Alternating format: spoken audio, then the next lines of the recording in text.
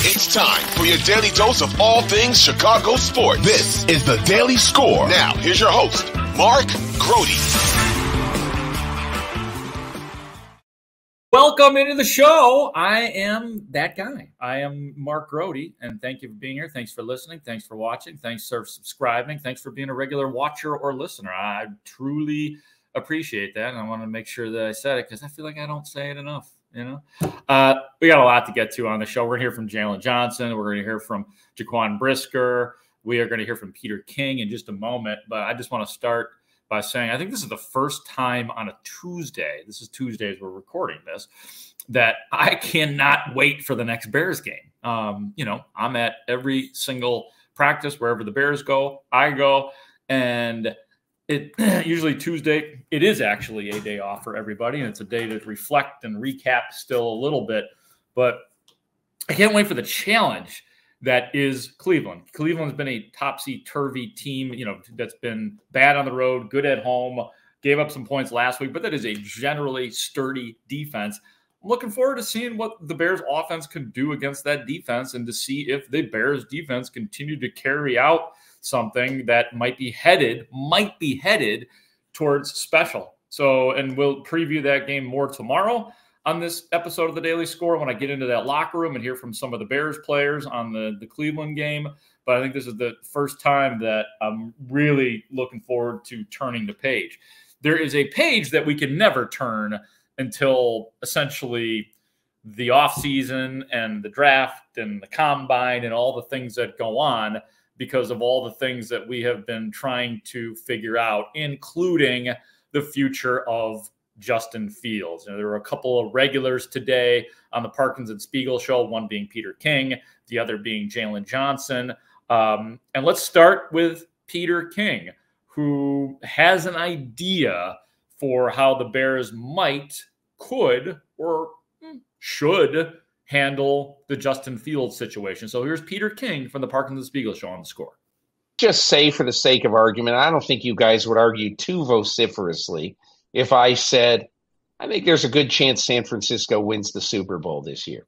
If San Francisco wins the Super Bowl this year, it will mean that 6 of the last 11 Super Bowls were won by teams that were playing at quarterback the number 75 overall pick in the draft, Russell Wilson, the number 199 overall pick in the draft, Tom Brady, or the number 262 pick in the draft, Brock Purdy. And I don't say that because I say, gee, this just goes to show you, never pick a quarterback high. I don't mean that. Obviously, you see a lot of guys who are succeeding, even though Lamar Jackson's a low first-round pick.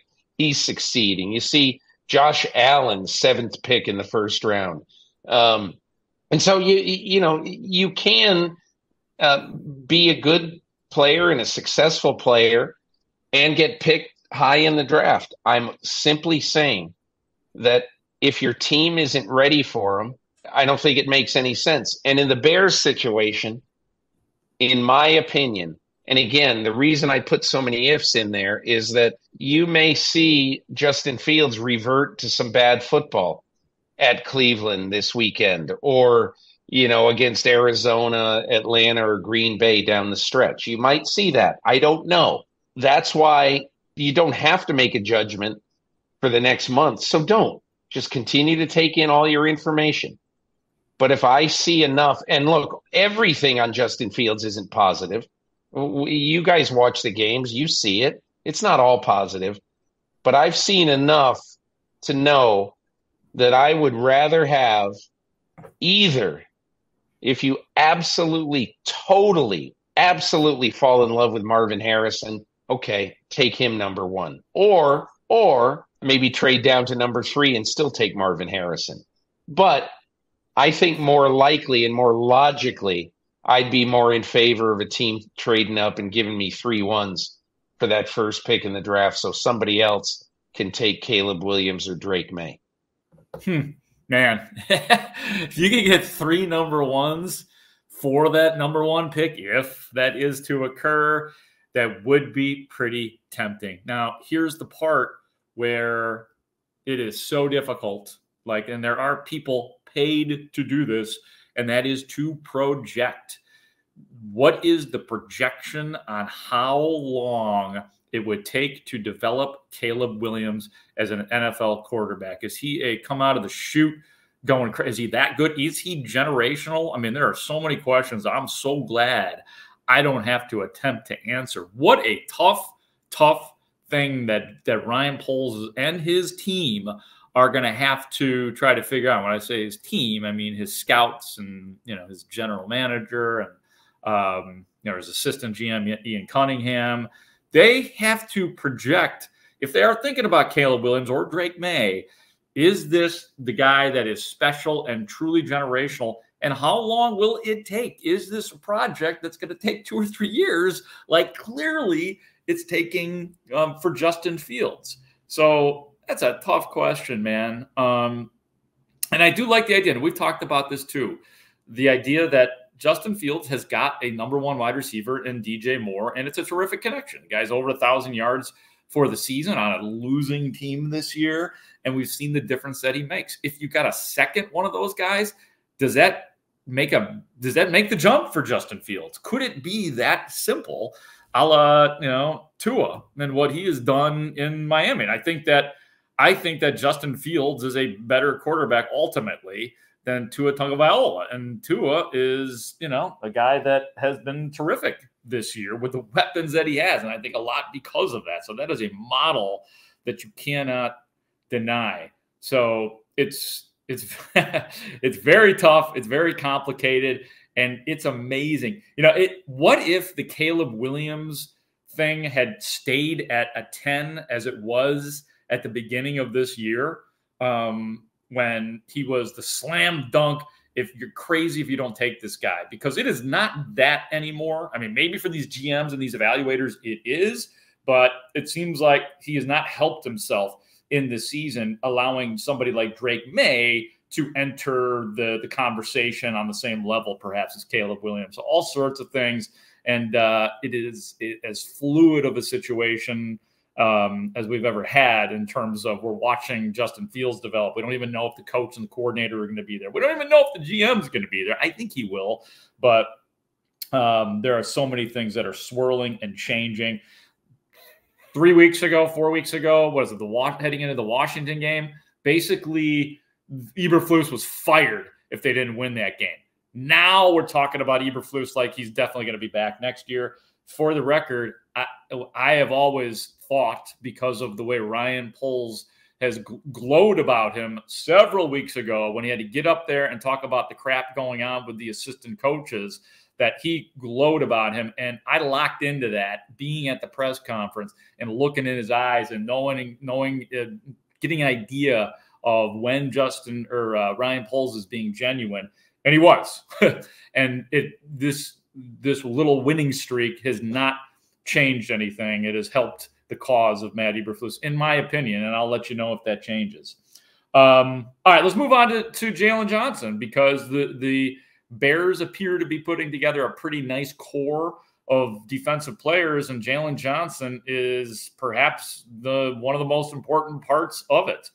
He and Montez Sweat might be your all-stars, your Pro Bowlers. We'll see.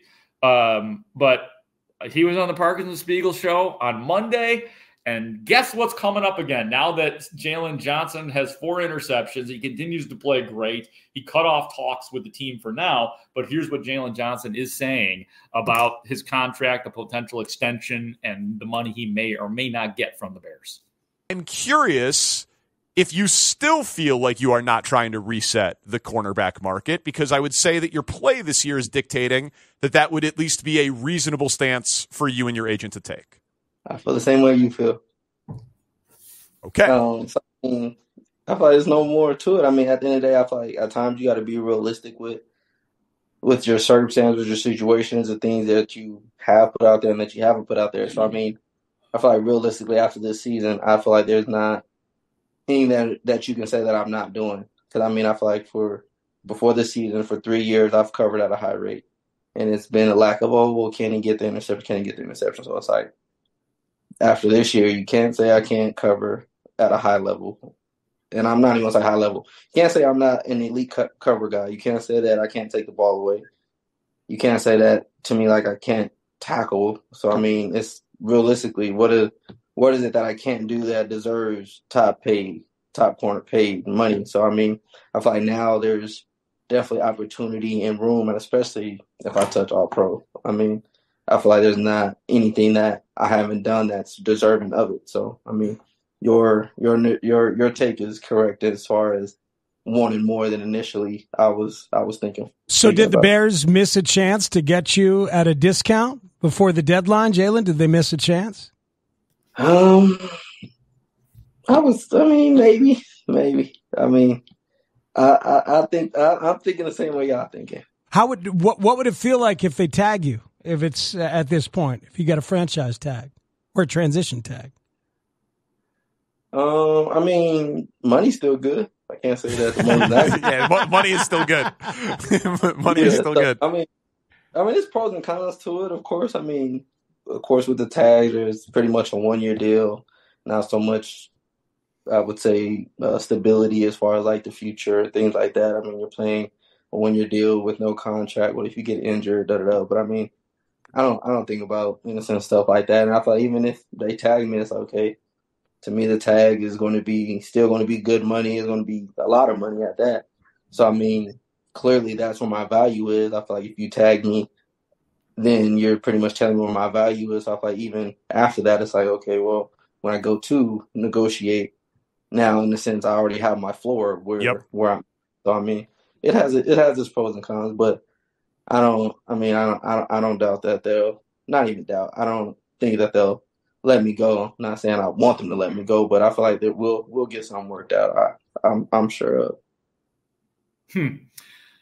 If they tag me, it's okay.